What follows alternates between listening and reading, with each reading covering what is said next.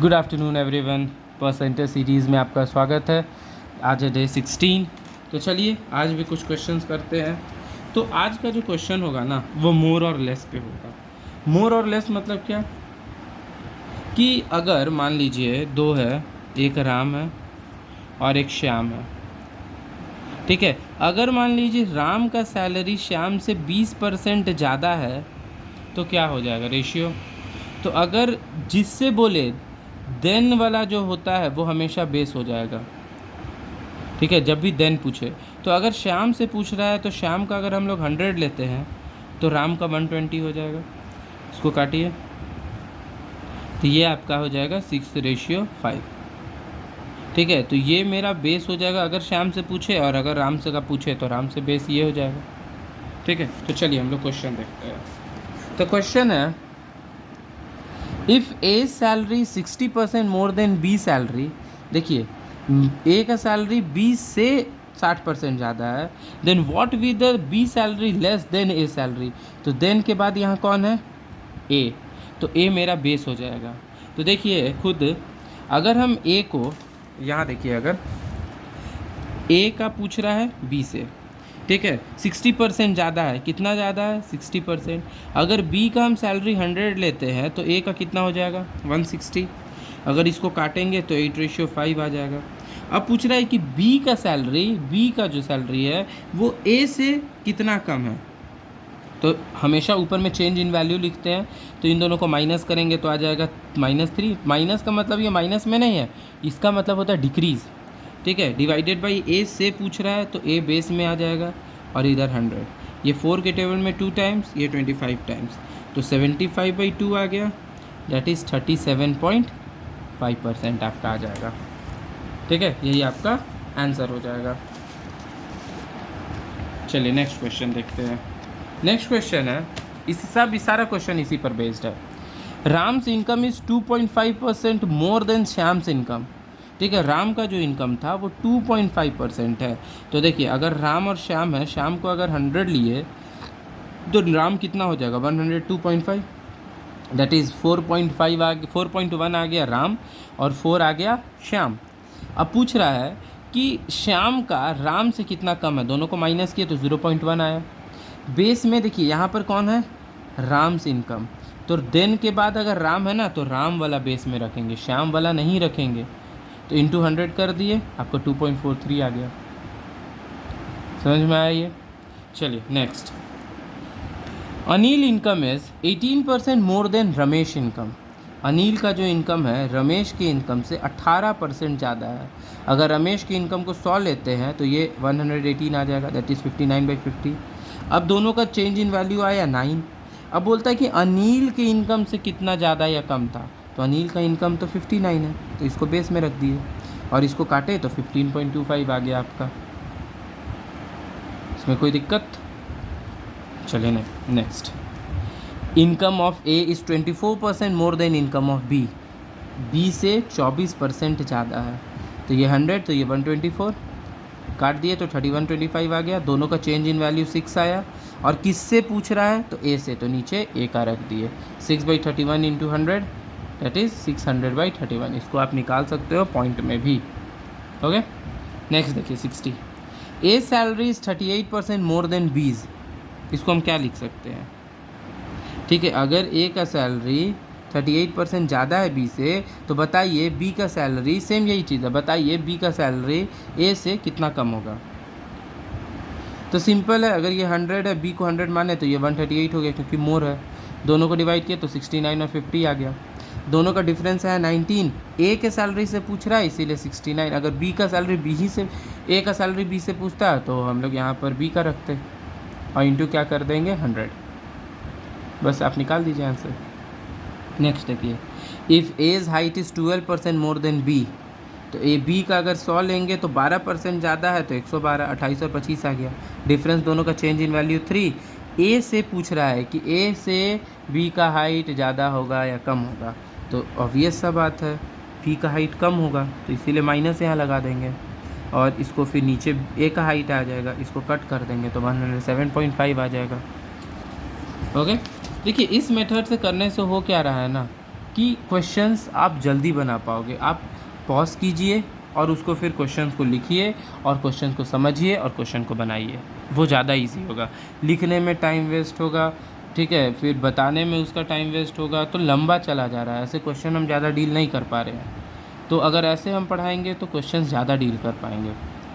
चलिए नेक्स्ट देखिए, यहाँ पे डिक्रीज़ आ गया कि अगर शाम का, अगर ये रामी है या कोई भी है, उससे आपका 19% कम है।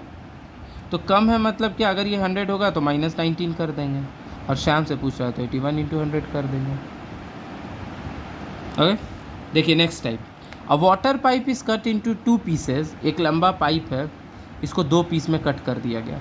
द लॉन्गर पाइप इज 64%, ये 64% है, तो ये मेरा 36% हो जाएगा पाइप, ठीक है। तब बताइए कि how much longer pipe is than shorter pipe. तो अगर ये 64 है, ये 36, चेंज इन वैल्यू दोनों का 28 आ गया। पूछ रहा है कि शॉर्टर पाइप से कितना है, देन के बाद शॉर्टर है इसीलिए नीचे शॉर्टर का रखे, 28/36 × 100, और इसको काटे 7.77 आपका आंसर आ गया ये, ठीक है। ये आप खुद करना सीखिए। अब आप 5-6 के बच्चे नहीं हो, आप कॉम्पिटिटिव प्रिपरेशन कर रहे हो, तो आपको कैलकुलेशन बेसिक आना चाहिए। Then what % decrease in salary would exactly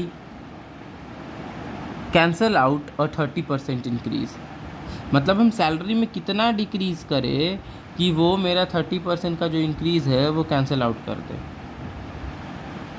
तो मान लीजिए 30% को कैंसिल आउट करना है, सैलरी इंक्रीज़ हो गया 30%, तो 130 हो गया, इंटू 100 कर दिए, आपका आ गया ये, ठीक है। देखिए क्वेश्चन क्या है कि हम सैलरी को कितना डिक्रीज़ करेंगे कि मेरा जो सैलरी बढ़ा है, ठीक है, वो 30% का इंक्रीज़ जो हुआ है वो हो जाए आउट ऑफ 30%, तो इसीलिए 130 किया गया। अगर सैलरी मेरा 100 था, जब इंक्रीज़ हुआ तो 130 हो गया, दोनों को माइनस किए तो 30 divided by 130। Now a number is increase by X% to get back to the original number. एक नंबर है, उसको नंबर मान लीजिए X है, नहीं नंबर है, अ number is increase by X%, उसको X% से बढ़ा दिए, ठीक है। अगर नंबर 100 है, जब इसको हम X% बढ़ाएंगे तो हमेशा 100 में ऐड करेंगे, इतना हो गया। बोलता है कि बताइए कि उसको कितना रिड्यूस करेंगे कि ओरिजिनल हो जाए, दोनों को माइनस कीजिए, डिफरेंस आ गया X डिवाइडेड बाई ये इंटू 100 कर देंगे, तो मतलब परसेंटेज हो गया, ये आपका answer. Okay, next question, when water freezes to ice its volume increase by 10%, and if ice melts to water, ठीक है, then how much % will decrease volume. जब पानी बर्फ़ बन रहा है तो उसका वॉल्यूम बढ़ जा रहा है। अगर इधर हम पानी ले और इधर बर्फ़ ले, तो अगर पानी 100% हो रहा है तो बर्फ़ जो है वो बढ़कर 110 हो जा रहा है, दोनों का डिफरेंस 10, नीचे बेस में यही, क्योंकि पूछ रहा है कि वॉल्यूम उसका आइस में कितना होगा, डिक्रीज़ होगा अगर वो मेल्ट किया, तो आइस से पूछ रहा है ना, तो 110 × 100 दैट इज़ 91/11%, ठीक है। और ये last question, ABR 2 fix point, ठीक है। देखिए A and B 2 fix point है, seem that they are 5 centimetre apart, 5 centimetre apart है। C is point on AB such that, ये 3 सेंटीमीटर हो गया, ये C ऐसा है, ये 3, तो ये 2 centimetre. If the length of AC is increase by 6 centimetre, मतलब 3 था, अब 106/100 हो गया, ठीक है, तो 318/100 दैट इज़ 3.18 हो गया। और ये 2 था और इसको डिक्रीज़ कर दिया गया, the length is decreased bye, ठीक है। तो वही पूछ रहा है कि बताइए कि लेंथ को डिक्रीज़ करने में कितना लग गया। तो देखिए पहले ये 3 था, अब 3.18 हो गया, तो ये तो टोटल तो 5 ही रहेगा ना, तो ये तो मेरा 2 ही था, अब 2 में से ये इसका मतलब डिक्रीज़ हो गया होगा।